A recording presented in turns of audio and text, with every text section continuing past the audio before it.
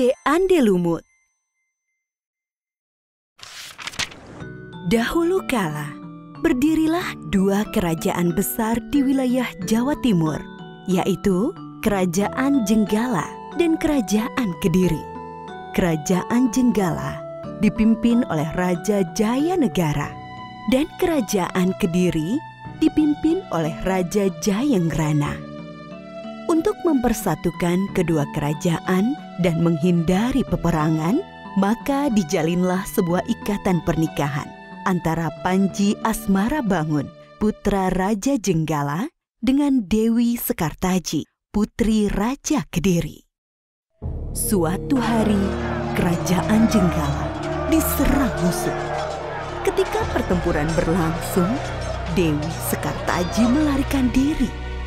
Dia menyamar sebagai gadis desa dan tinggal dengan seorang janda dengan 3 orang putrinya, yaitu Klenting Abang, Klenting Ijo, dan Klenting Biru. Dewi Sekartaji diangkat menjadi anak dan diberi nama Klenting Kuning. Namun Klenting Kuning tidak diperlakukan dengan baik.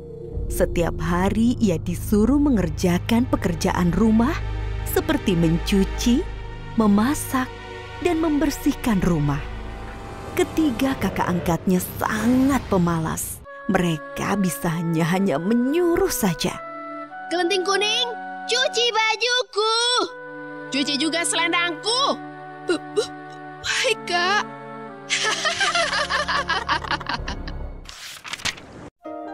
Kerajaan Jenggala telah kembali aman. Panji Asmarabangun telah berhasil mengalahkan musuhnya yang menyerangnya. Tetapi ia sedih karena Dewi Sekartaji telah meninggalkan istana. Ia pun bertekad untuk mencarinya. Ia mengerahkan para pengawal untuk mencari keberadaan Dewi Sekartaji. Selang beberapa waktu, seorang pengawal mengabarkan ia bertemu seorang gadis yang mirip dengan Dewi Sekartaji di sebuah desa. Panji Asmarabangun berangkat ke desa Dadapan. Desa itu berseberangan dengan desa di mana Klenting Kuning tinggal. Ia tinggal di rumah Mbok Randa.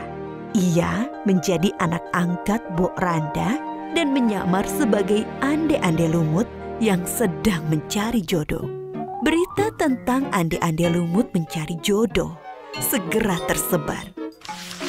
Klenting Abang, Klenting Ijo, dan Klenting Biru berdandan secantik-cantiknya untuk melamar ande-ande lumut. Tak lupa mereka memakai perhiasan dan pakaian yang bagus. Klenting Kuning, kamu tidak usah ikut melamar. Kamu di rumah saja. Pergilah ke sungai dan cuci semua pakaian kotor itu. Perintah Klenting Biru. Mereka pun segera berangkat. Klenting Kuning segera pergi ke sungai untuk mencuci. Tiba-tiba datanglah seekor burung bangau dan memberinya sebuah cambuk. Pergilah melamar ande-ande lumut agar kamu dapat bertemu dengan Panji Asmarabangun. Dan bawalah cambuk ini, kata sang bangau. Klenting Kuning pun bergegas pergi ke desa Dadapan. Sementara itu, ibu dan ketiga kakak angkatnya sudah sampai di tepi sungai. Mereka bingung, tak ada satupun perahu yang tampak. Jembatan juga tak ada. Lalu bagaimana mereka menyeberang? Sungai itu sangat luas, dalam, dan deras arusnya. Tiba-tiba muncul seekor kepiting raksasa bernama Yuyu Kangkang. Kepiting itu menawarkan diri untuk membantu menyeberangi sungai.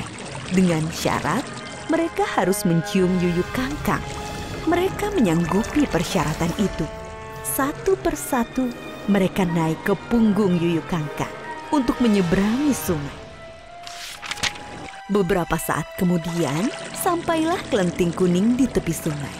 Ia pun bertemu dengan Yuyu Kangkang. Yuyu Kangkang menawarkan jasa untuk menyeberangkan dengan syarat Klenting Kuning harus menciumnya. Kelenting Kuning menolak syarat itu.